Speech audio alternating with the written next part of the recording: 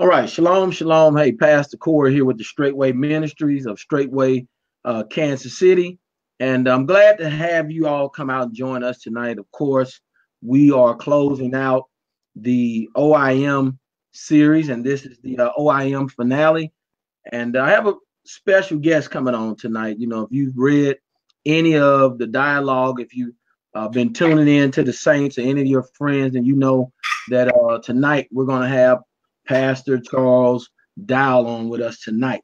And we have a nice set of things we want to present to y'all, but I want to submit this thought to your mind because we have a great deception going on, and we have many things that have been presented to us. And so the reason why we have done this O.I.M series, number one, is that Yeshua talked about the time of the Gentiles. And so as I look around, I begin to look and see all the effects that this rule is doing at this time. And in fact, you know, the O.I.M series has been put out, you know, so that we can do a good job at exposing the oppressor. All right.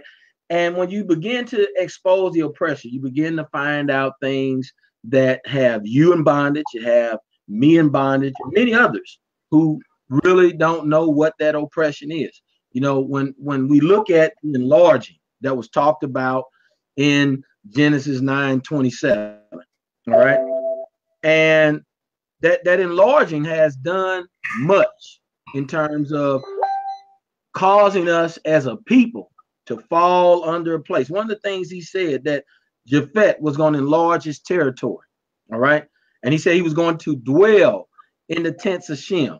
And that's where we are right now.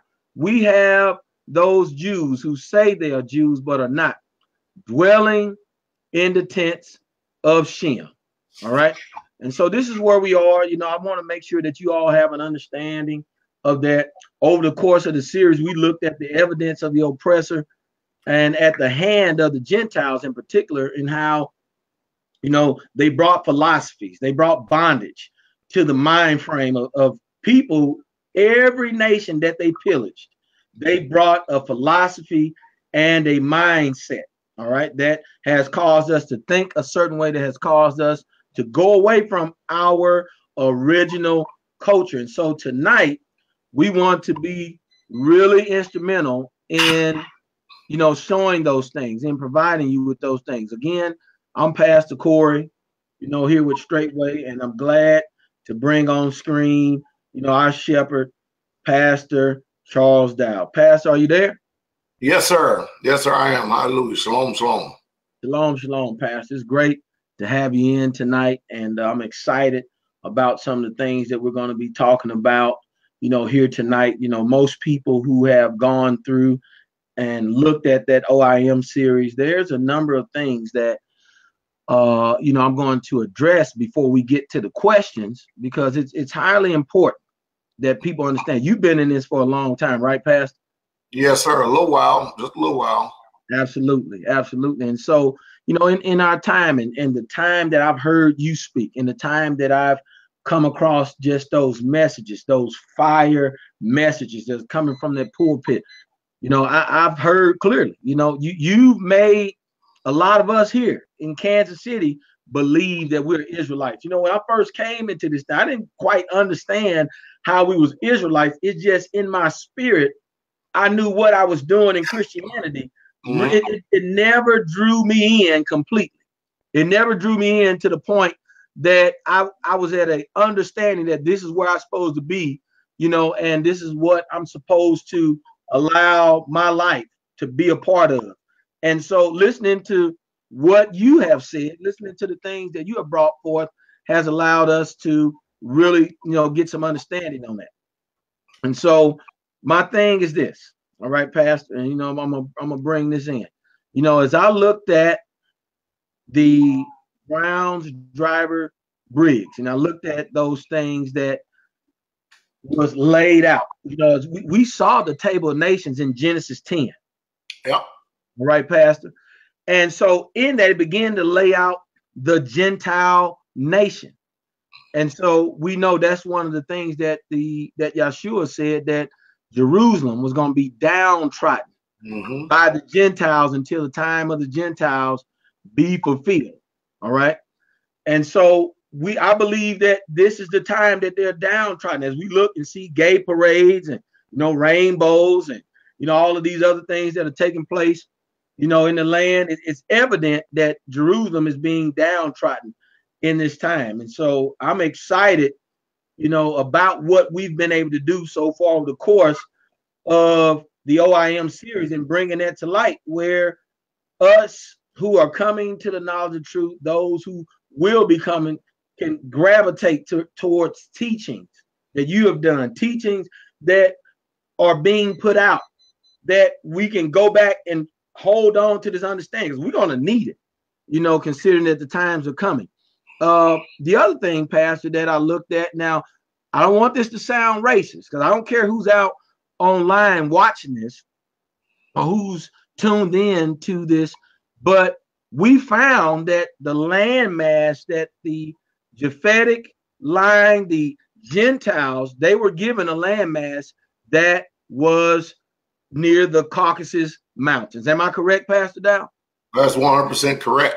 That's 100% correct. And so as I've gone through this O.I.M series, Pastor Dowell, I began to look at this enlarged, increased attitude. I began to see how this enlarged, increased attitude has caused oppression on people, and not only on the people, but they have done it to the people of Yah. Whether they knew it or not, they have done this with this, at great magnitudes, with the mindset that they have taken. All right. So, with that being said, I want to get right down to it, Pastor. I'm going to pull up our first question, and Pastor, however you feel that you want to answer this, I'm excited, to hear your take on it.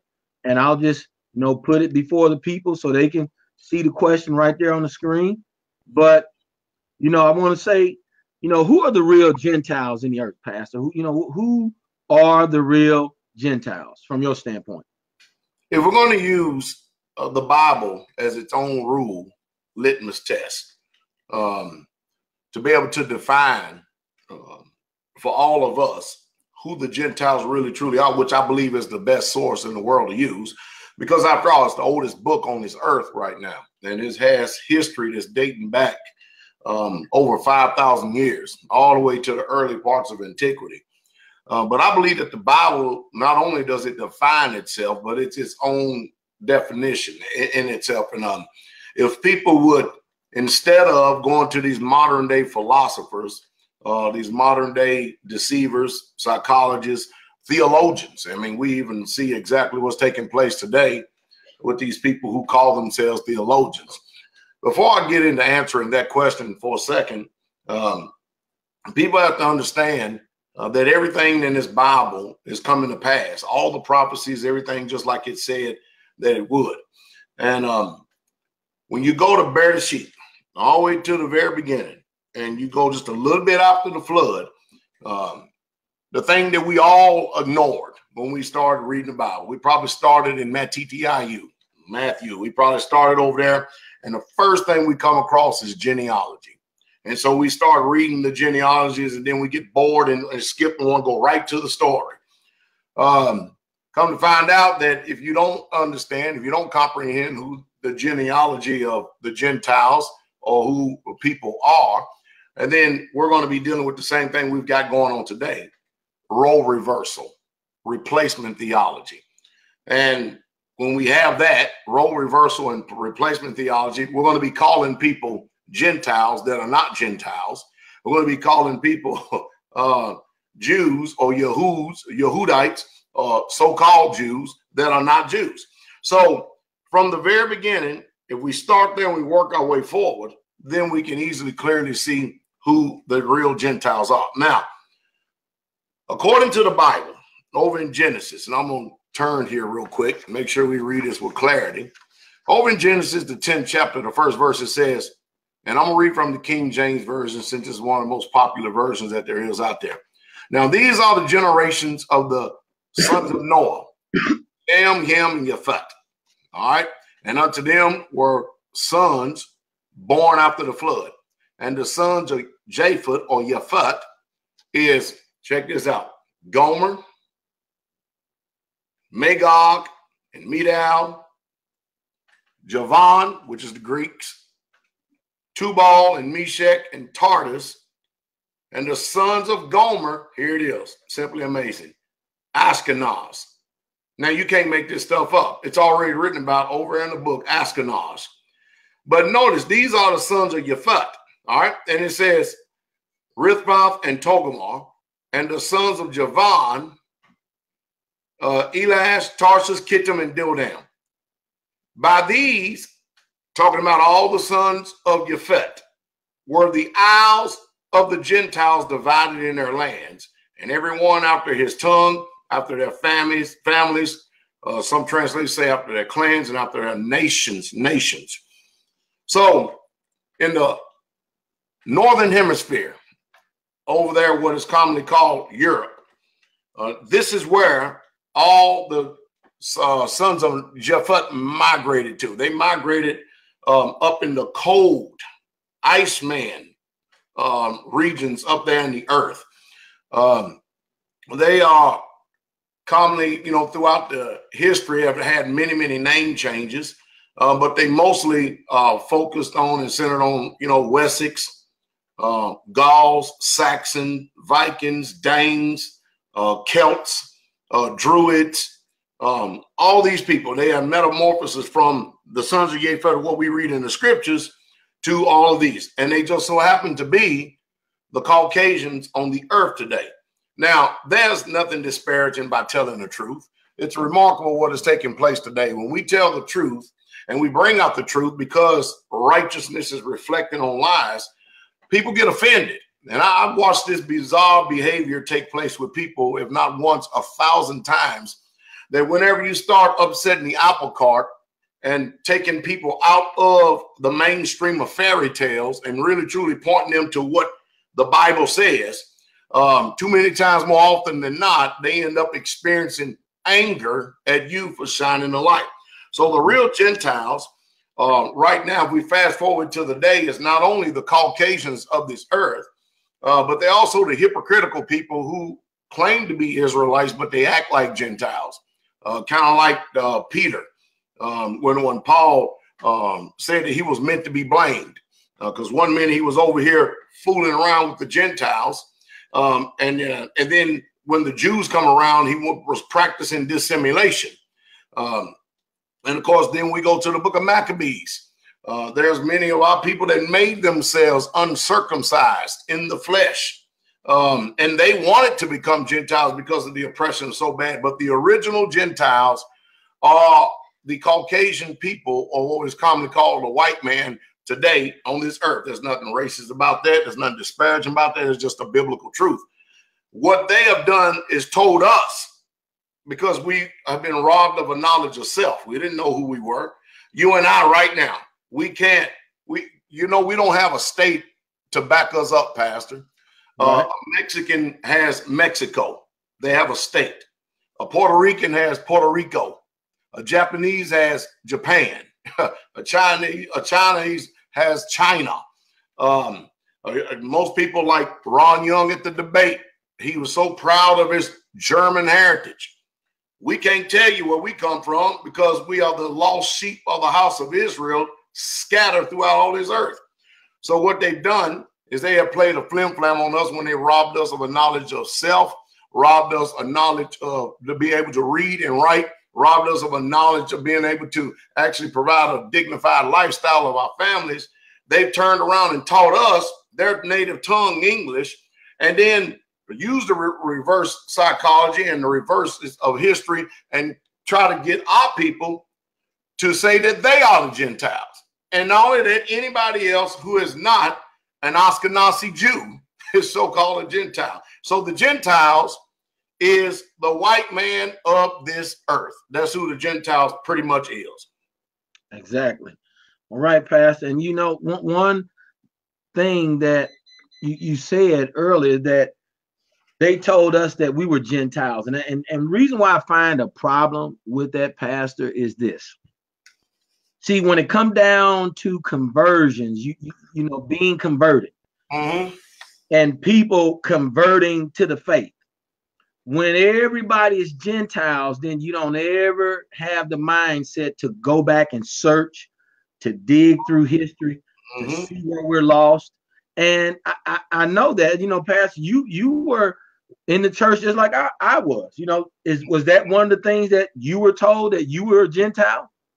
Yeah, even in apostolic church, in the holiness or arenas down in Leesville, Louisiana, where I came up at, it's commonplace that not only are the black people Gentiles, but everybody in America has been taught that they are Gentiles. Right, right.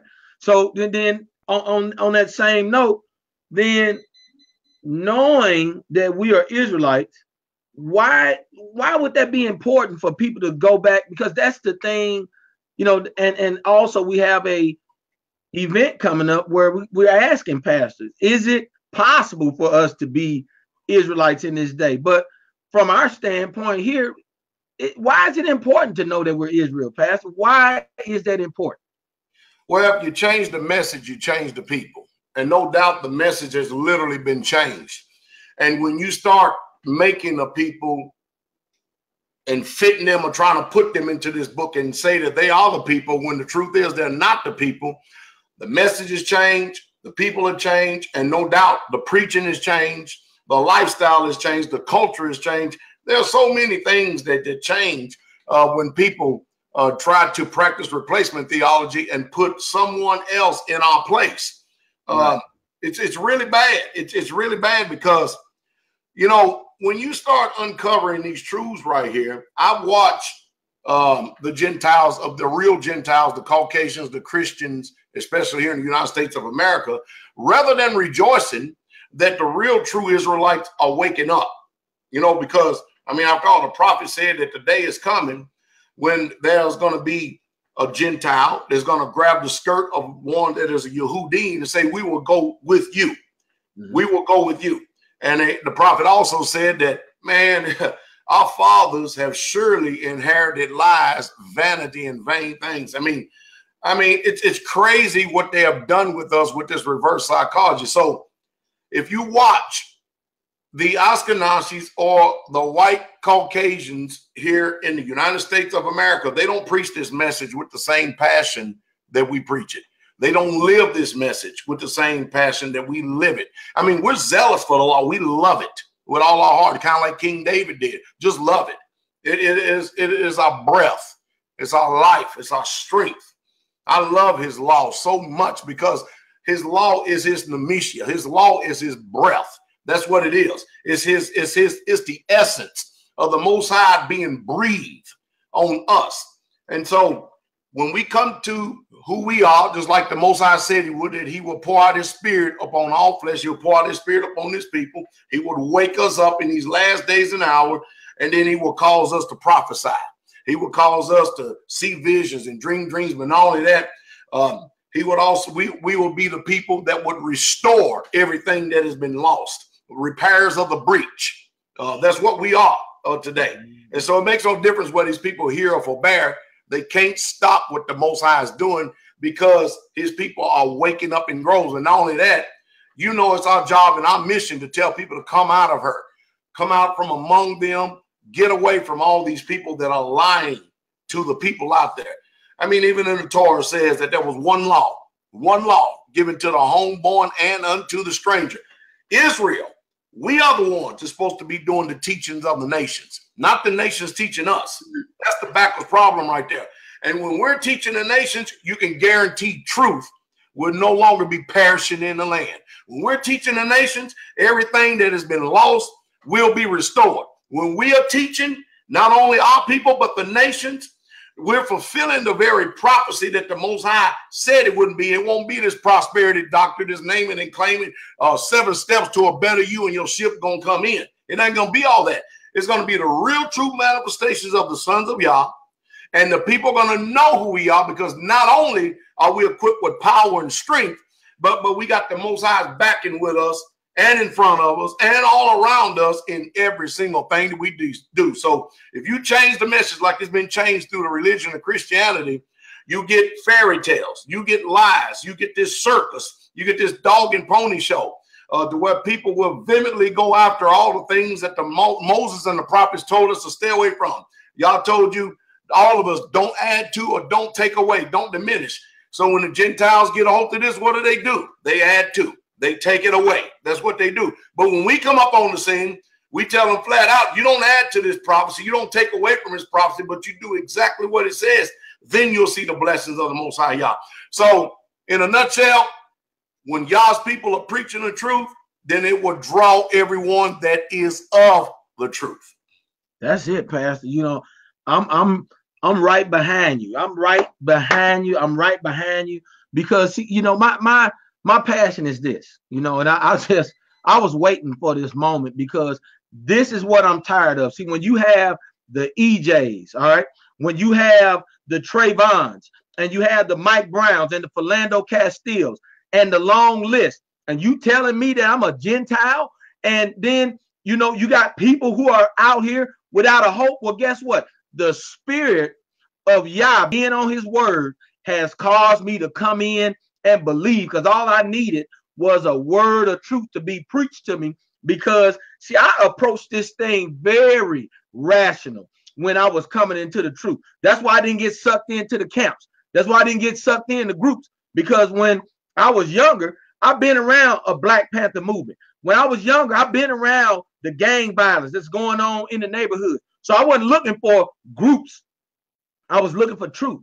And the word has really thoroughly defined what the truth was. And I found it because I gravitated to what the word had promised to the people in the latter times. In Deuteronomy chapter 4, he spoke to the people that was in the latter time, that in the latter time they was going to return to the word of Yah. Once they returned, then we was going to be his people, and he was going to be our Elohim. So you ain't going to tell me, so preaching Christianity really don't have no merit. There's no boundary to that having any bearing on what true believers should be, what they should be doing, and how they should live their life. Once you find out, Pastor, I'm right behind you. I'm right behind you. So way to lay that out, way to, you know, get it going. We're going to keep it moving. And I'm excited that people get a chance to chime in on this. You know, I know I'm getting excited. I know I'm ready to run through the screen, but this is just the plain old truth, Pastor, and people need to hear that. See, in fact, Pastor, you've been in the military, right? Yes, sir. And, you know, being in the military, you know, for yourself, you know, I know it's like, all right, you've been there and you've seen all the workings of the military. And that, to me, you know, I watch how people, when they go up in rank, when they go in to go up a pay grade. And to me, seeing what I've seen before I went into the military, it seems like people are under the hand of the oppressor even in the military, even when they go in and when they come out. What is your thoughts on that, Pastor? Well, a lot of people, Pastor, don't know the history. You know, I often make a statement, a quote. I quote somebody all the time, somebody a whole lot more wiser than me. And I often say this over and over again, that those who don't know history are destined to repeat the same mistakes of the past. In World War II, you know, there was an airborne unit called the Triple Nickels, 555th.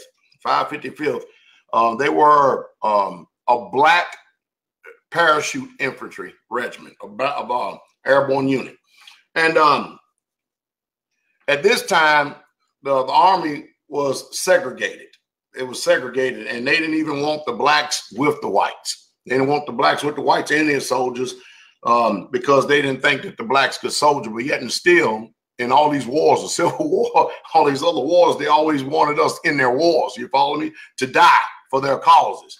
But anyway, they were so good because they were the first fire jumpers. They ended up being attached to the 82nd Airborne Division and 101st and a few other airborne divisions.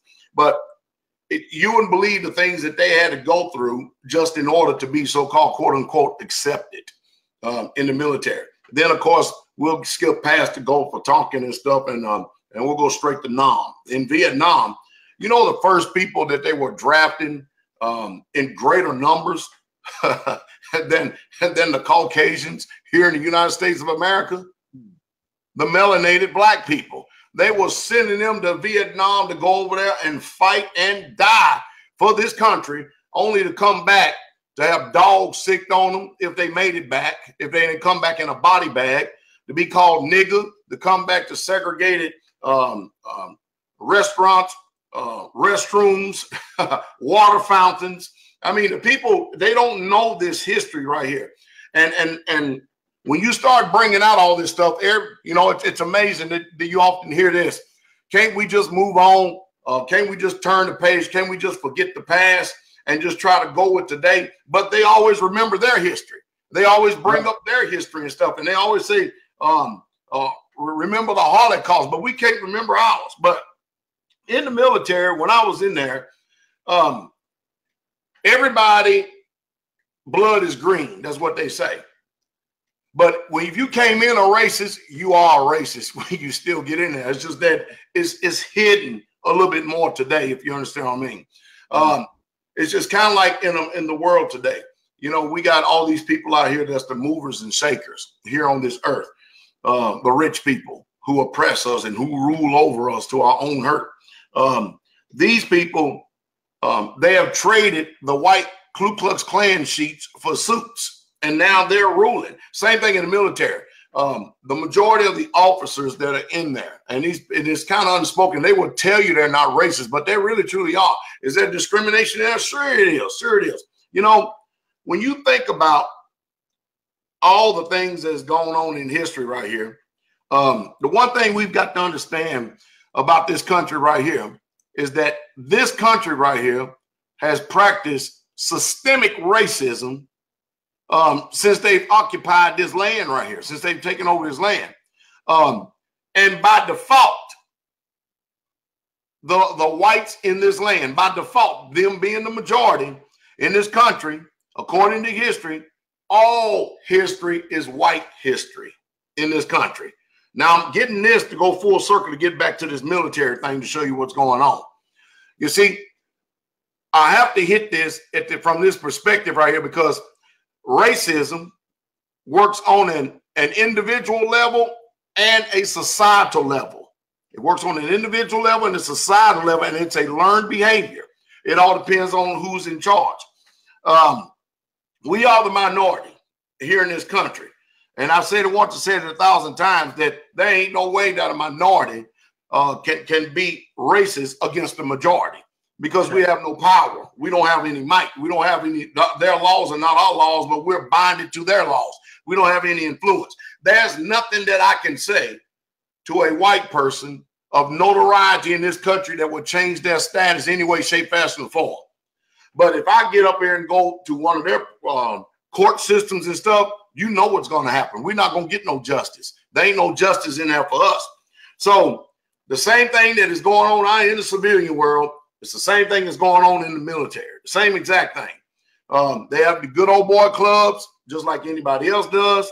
And it's really sad when you come to think about it, because, again, people hide it. Now, I'll give you an example. There are people who you would never, ever, ever think that is racist. You know, just the other day, we was looking at a video that somebody made about me and a bunch of other Israelites. All right. And when they made this video, you know what their major concern was? And I was the first one they put up there. You know what their major concern was, Pastor? What's that, Pastor? Their major concern is that white people are being drawn out of white churches and coming over to the black Hebrew Israelites. You see that? You see what I mean? And I keep telling people that the many white people are racist. They're racist as hell.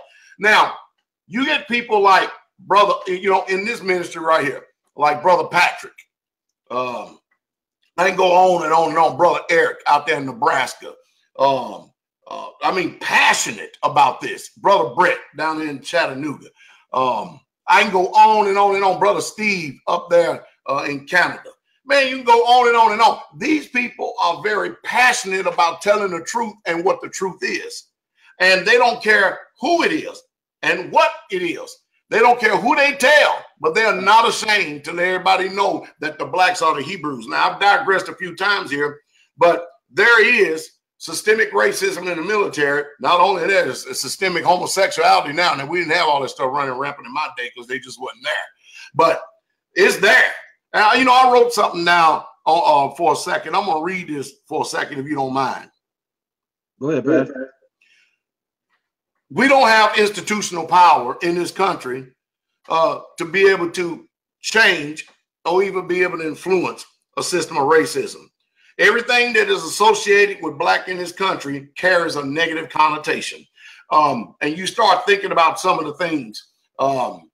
You got blackmail, blackball. What color is angel food cake? It's white. What color is devil food cake? It's black. I mean, you start going through all of these lines right here, and then you take this homosexual named Cesare Borgia, and you put him up with his long, stringy hair, and you put him with his blue eyes, and of course the Apocrypha told you about they paint their images over him, and you paint people who it's obviously in the hieroglyphics over here that these are black folks. That's obvious. You can see the painting on the walls that the people that were in Egyptian captivity were black folks just like the Egyptians were. And you mean to tell me that you can't accept Christ, the Messiah, Yeshua, as a black man, but in order to appease your conscience, he got to be white in order for you to accept him? I tell you what, there's going to be a lot of people on their way to a living, burning hell when they see this black man come busting through the clouds with white woolly hair. I'm telling you, it is. But I would tell you this, is that the underlying motive of all racism is the destruction of the psychological behavior that science and the oppression that we have went through has affected us. Have you seen that little video where they took this little black girl and they gave her a black doll and a white doll? Yep. And they asked the little black girl, which one is good? And she said, the white doll. And which one is evil? Said the black doll. You still there, Pastor? Look like your camera froze on me. All right. I don't know if we're still there. I'm going to still keep talking, though, until he comes back on or something. I don't have any in the chat room to see if he can see. Yes, sir.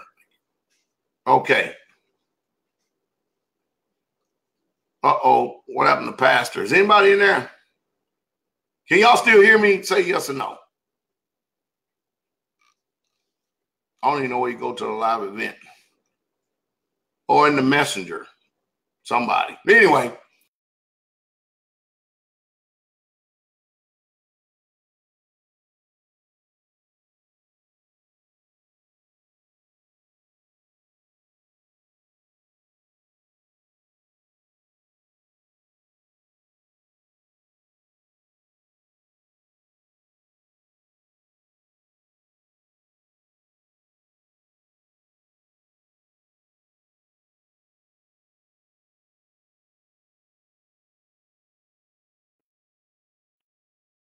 All right.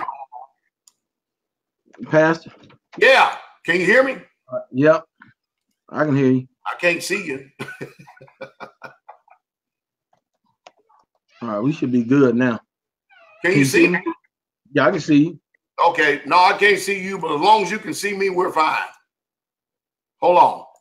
All right, got you, Pastor. All right. There we go.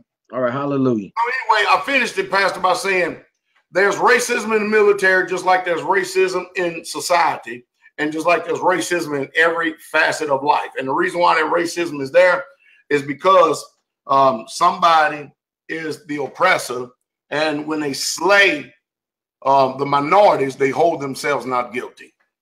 Exactly.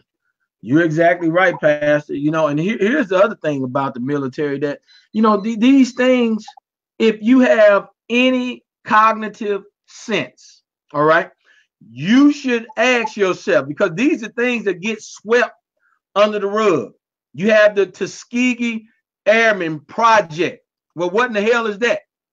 Well, that's when you just mass dump load disease and sickness on these people who put your badge of honor on their freaking collar, and then guess what? This is the thanks they get.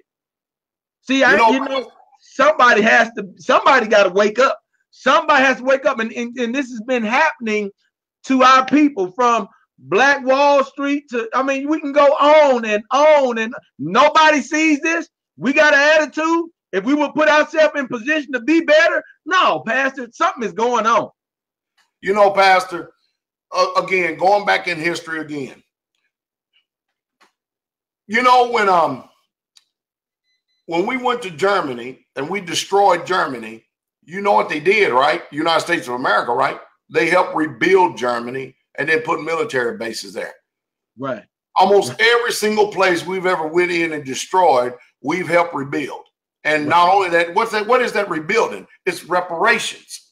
It's reparation. Then people, I don't know why they get so upset when we start talking about making right the wrong.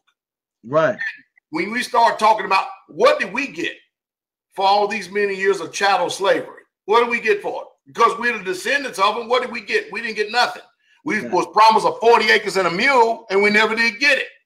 But they could rebuild Germany. They rebuild Japan. They rebuild Korea. They rebuild everything everything, but they ain't rebuilding us. They ain't rebuilding us at all. Yep. That's why I can identify when the Most High says that he is going to deal swiftly with the oppressors, those who oppressed his people. I can receive that. You know, I don't care what nobody say. You know, they want you to go get a blood test. They want you to prove it. In fact, we were in Walmart, and Sister Jasmine was coming in at the door, and one of the doormen saw that she had that Straitway Israelite hoodie on, you know, the one that says Israelite Advisory. Mm-hmm. And so he got to asking her all of these questions because, you know, it's like, how can you return to the law? Or how can you be the people? I just can't, you know, his question was, I cannot believe it. Don't you believe in Christ? And so people are lost. They're lost. Well, you know, Pastor, if you want to hide any truth from anybody, just put it in the book. And you know, people are not going to read Bible. They're not going to read the scriptures today. If it's in the book, you know that, I know that. But the people can't wrap their minds around it because they don't want to read it. And then when they do, they approach it through the wrong lenses. They approach it through the things that have been inserted into their minds, the way they've been pre-programmed, rather than actually approaching it with an open mind and reading it for what it says. So, you know, the blind lead the blind, and they all going to fall into the ditch. That's all there is to it. And if the Most High Yah is not opening their understanding, then he just simply ain't dealing with them. Right. Exactly, Pastor. Exactly. And so, you know, now, you know, with what you're saying on here, people going to look at you, despite they can get on the website and look at the pictures and see how many people, you know, are attending the feast, who are coming the Straitway. You see, there's a mixed multitude of people. Mm-hmm. It don't matter. So, you know, here's my next question, Pastor. Are you racist? Or do people believe you are racist because of how you have uncovered, all right, much truth? Do people believe that about you? They know that I'm telling the truth. And they always trying to, put titles and tags, disparaging titles and tags on my name simply because I'm bold enough to tell the truth. I'm totally unconcerned with the court of public opinion and what they think out there. What's going to stand in the end is the truth. Now, again, I'm not racist because I'm not in a position of power to be racist. I didn't set the system up. I've had racism perpetuated against me, and my people have had racism perpetuated against them. And if I am, by some stretch of imagination, racist, I learned it from somebody. It damn sure didn't come from our people, because how in the world do the blacks in this country right here, who is less than 10% of the population, how are we responsible for all the racism and all the crime? And what the hell did we do to deserve all this type of beating on us? So no, I'm not racist. Just because people assert things, that doesn't mean that it's true. Now, again, today, you see that people, they don't care about truth. They don't care about facts. They don't even care about the testimony of witnesses and what they say. They're going to believe what they're going to believe, what they're going to believe. And I found out there's one thing, Pastor, the reason why they're comfortable in believing in what they believe. You want to know what it is? What's that, Pastor? They are afraid to change, because change and the effects it's going to bring, you're going to experience Matthew chapter 10, where a man's own foes will be they of your own household. You're going to be called every name under the sun. Matter of fact, Yeshua said, woe unto you when men speak well of you. Man, they did that on them false prophets and everything. So people don't speak well of me, not because I've done anything to them, and not because of all the slander that is going on out there, and the lies that people are telling on me and against me. They hate me, and they want to try to put this title on me because I expose the truth, the historical truth of what's really truly going on, and I bring it to the association of what's happening still till today, right, so that people can see the connection and see that ain't nothing changed. Nothing has changed at all. I mean, technology has changed, but other than that, we still about under the same system of systemic racism. I give you an example. Here in the United States of America, whites have rights. You know what black people got? Civil rights. And there's a difference between rights and civil rights. You see, I understand all this stuff. I get it real clear. And when I speak truth to power, because it opens the minds of the people to be able to be sensitive towards knowledge, to be sensitive towards wisdom. And then they start thinking, because if you're only presented something a certain way, psychology, and they already know that your mind will go this way. If I say, Sunday is the Lord's day, you already know where everybody's minds go. But if I tell you that the Shabbat is the Messiah's day, if I tell you that, and then I tell you to look behind the word Shabbat, look behind the word first, you'll see Sabbaton. And then you'll start associating that with the scriptures and stuff. You'll see that I'm not the one that has reared people in fairy tales and lies. So no, I'm not the one that's racist just because I tell people the truth. It's just that the truth of history is ugly.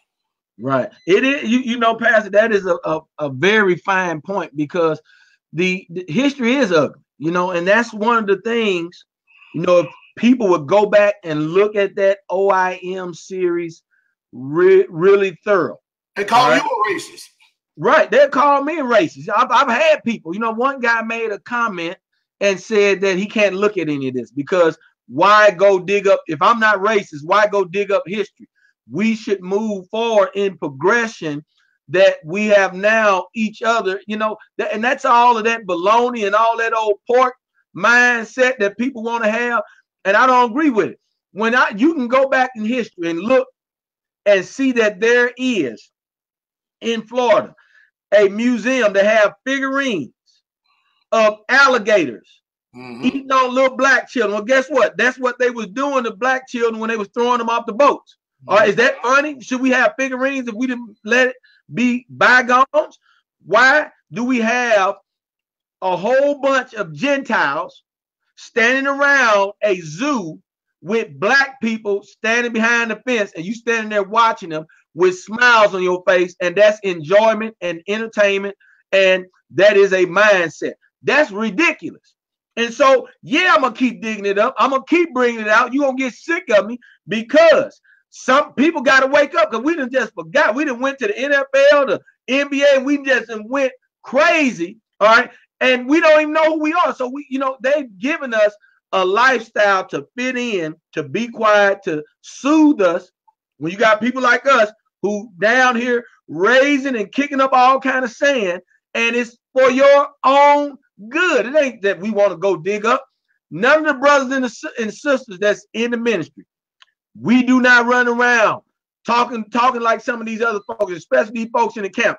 They the ones that's going to be serving us. They are Israelites. Mm-hmm. See, the conversion is everybody coming under the banner that Christ has allowed the adoption to happen for both the Yahudim, the flesh, the children of the flesh, and those who Yah was going to use to make them jealous to come back. So everybody come under the same conversion, Pastor. That's simple. You're right. You're 100% right. Let me hit on something here just for a second. Where, as you was going through history, the Americans in this country were very, they're very proud of their history, because we heard Ron Young talking about his history, right? Mm-hmm. They're very, very proud of their history, and boy, and it's amazing when they talk about it. And man, they love it. They love it and expect for you to fall in love with it. But as soon as you start talking about our history, all of a sudden, why you got to bring this up? Why you got to talk about it like that? I often tell people that one of my greatest American heroes is Nat Turner. Nat Turner. You know the reason why? Because he went and got justice. He went and killed a bunch of people for what they were doing against his people. What is wrong with that? There ain't nothing wrong with that. That's justice. That's what they would call it. Like, for instance, when Eisenhower went over and destroyed a lot of people and gave his word and stuff, they called him a hero. They pinned badges on him and medals on him, even made him a president of the United States of America. But then when we turn around and we kill the people who actually, and I'm not saying I'm going to go out there and inciting murder and go out there killing. That time is coming anyway, because the Most High Yah said that he's going to have all these nations blood up to the horse's bridle in the first place anyway. So when we turn around and defend ourselves, all of a sudden we vigilantes. All of a sudden we done lost our damn mind. All of a sudden something is done gone crazy. Are they out of their mind? I don't play that. I don't play that. But Pastor, we can exhaust that part of the subject until we blue in the face. But if people hear it, they'll hear it.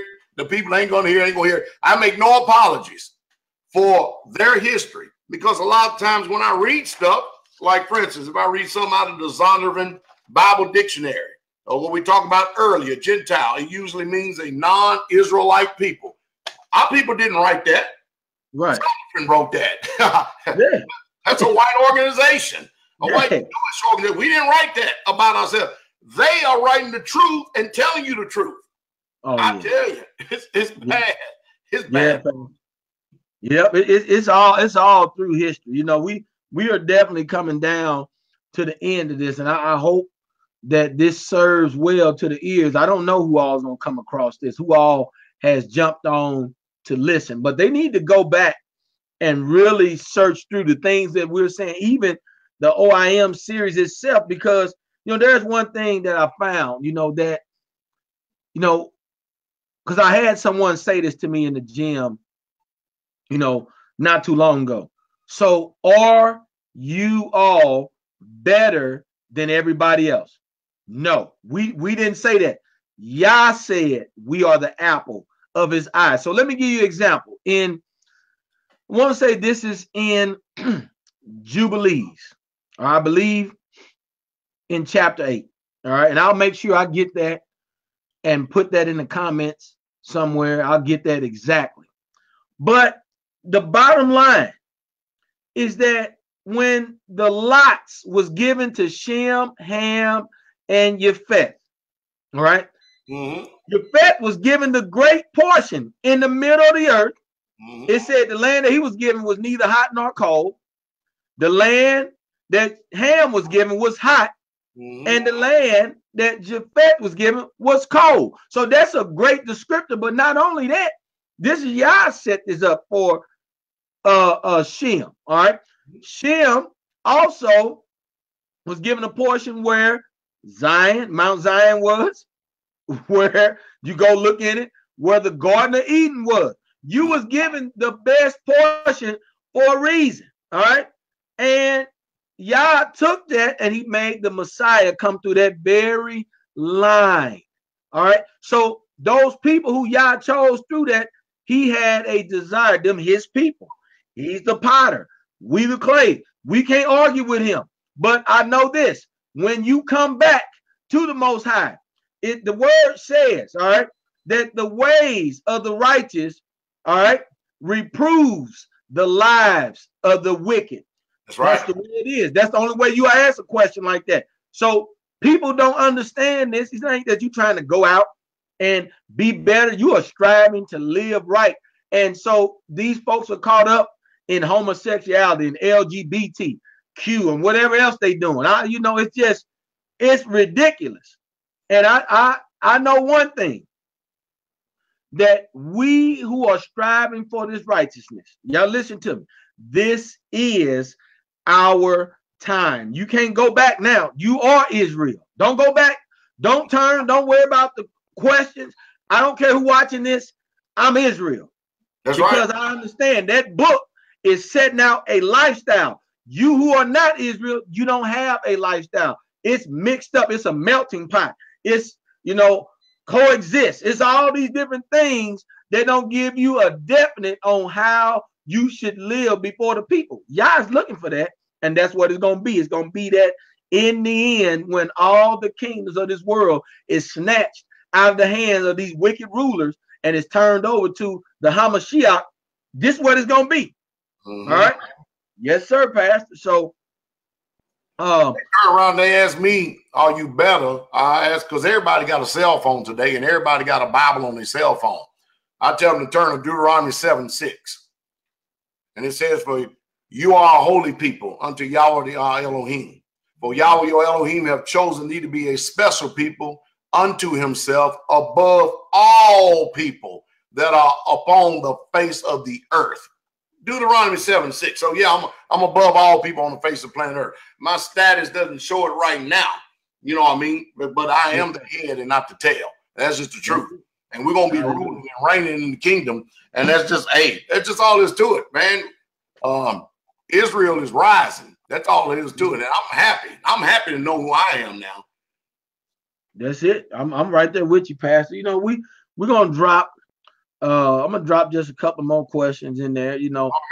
One of the things, Pastor, is how has the rule of the Gentiles affected our people in this country? Not all over the world, not in other countries. I'm talking about right here on the American soil, Pastor. How is that? There's a scripture over in Zechariah that says, who oppressors slay them and hold themselves not guilty. Ooh. That's been our history in this country right here. Our blood is on the soil of this land right here. We built this country, and all these are the Gentiles. The white Caucasians are the Gentiles. They have mistreated us, used us, and abused us, raped us, robbed us, murdered us, lynched us, sodomized us, whole 9 yards. And we still are standing even through all of that. Still are standing.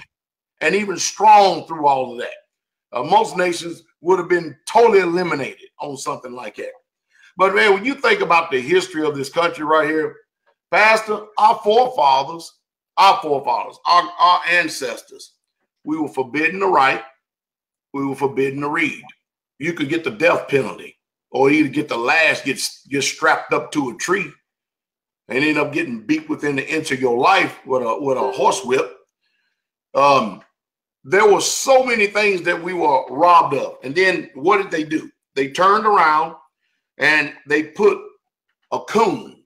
They put a house Negro who's been trained by the very oppressor and taught him how to preach and teach the word to us to believe in white Jesus. And then the next thing you know, when we come to, it's time, because all our people before us, they believed all this garbage and mess. They believe everything that's been crammed down our throat. Well, look, here we are now. We're 20 years after, almost 20 years after the turn of the millennium. All right. And it's no doubt that the churches are scared to death, because the truth is being run throughout this whole entire land, not only by us, but other Israelites. That's the reason why I don't never talk about or talk against them camps out there unless I get attacked, if you understand what I mean. Yes, sir. But man, this truth right here is that has been suppressed.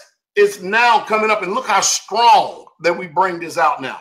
So they have had a psychological effect so much on us that even our own people are afraid to come out of the churches because they have put so much fear in their hearts.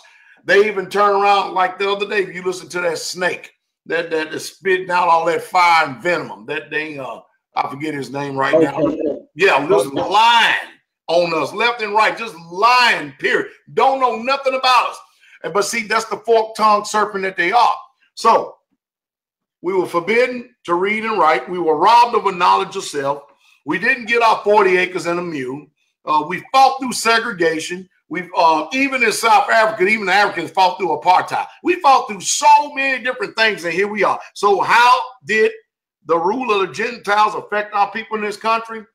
Well, I'll tell you what has affected them. It's got them so much so to the point that our people call themselves out of their name. They call themselves Christians. They call themselves a pagan, satanic religion that does nothing but follow lies and fairy tales. And they are afraid.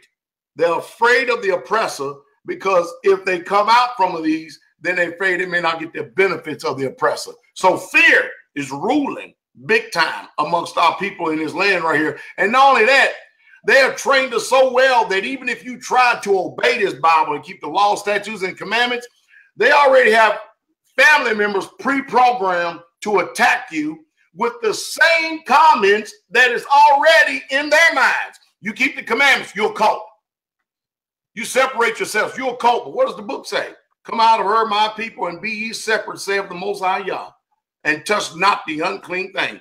So it had an effect, but now the scales are coming off our eyes. And it's coming off our eyes because Yah has put his spirit in us. And we're bold enough to speak truth to power, and they can't do nothing about it. And people are waking up, both black and white. I don't care what color or what nation they're coming from. They all are waking up at this truth, and they're loving it. And I love it too as well. So we are ones that have to reverse the psychological effects, the negative effects that has been put on our people. And the only way we can do that is continue to keep telling the truth. Hallelujah. Hallelujah. Definitely, Pastor. Definitely. Well, this is what we're going to do, with this.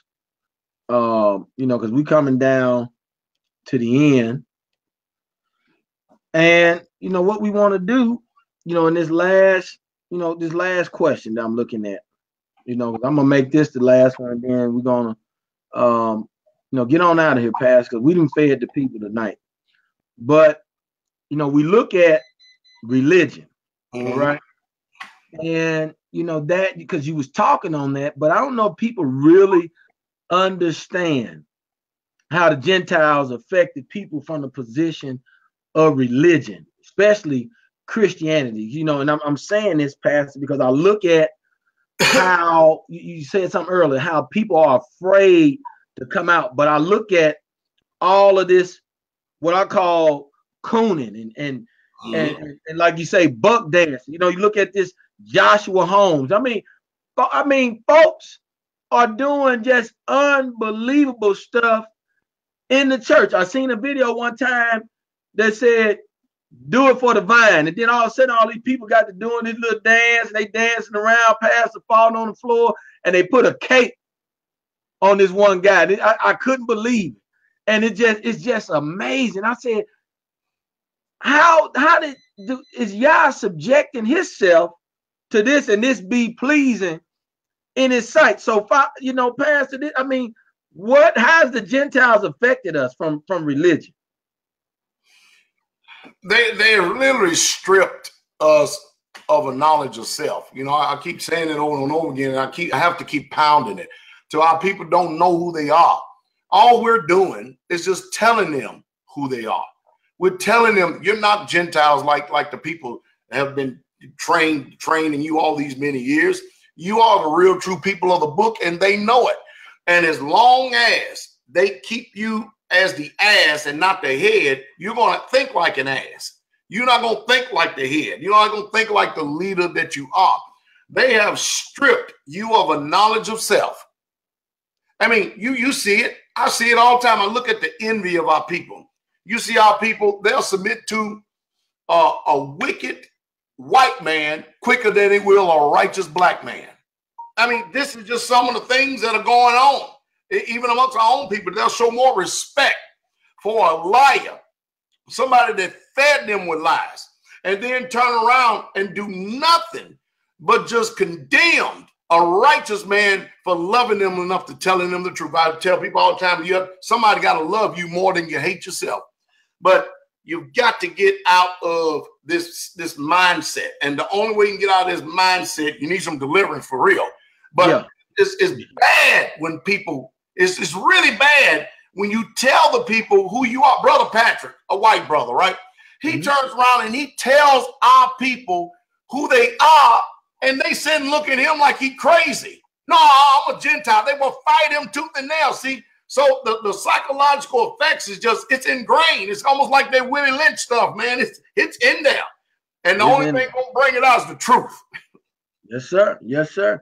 You know, Pastor, I'm definitely glad we have a chance to lay this on the hearts of the people, especially seeing that we had those, you know, those old time churches. Them folks are stuck. I mean, they stuck wearing the big hats. They stuck in Easter. Ain't nobody getting nothing out of nothing. You know, it's only 10 members in the church. You know, I was looking at some videos. I mean, I would never step place in that arena ever again. And so, you know, I'm just praying, you know, with what we're going to do here in Kansas City in January on the 19th, you know, as we continue to send letters out, that people will come out and be bold enough to come out to that platform to hear truth. Because I know somebody, if they hear, because we, you know, and I know this, Pastor, you're not against the people that's in the churches. You wish they were here just like we heard. But you got to talk strong. I mean, you understand what I'm saying, Pastor?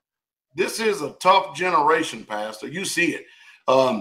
I mean, we're going from bad to worse. The prophet Isaiah said this was going to happen. He already called it. He told us how that the end times would be, and we are here. That a lie would become the truth, and the truth would become the lie, and good will become evil, and evil will become good. We're here. Yep. We're sitting up here. Think about this. You've got to be on some serious drugs. This is more powerful than crack, more powerful than heroin, more powerful than meth. Man, if you can look at that debate I just got finished doing in Green Bay. I told people nothing but the truth and the whole truth. So help me, Yah. And you sit and watch these people still associate with devils.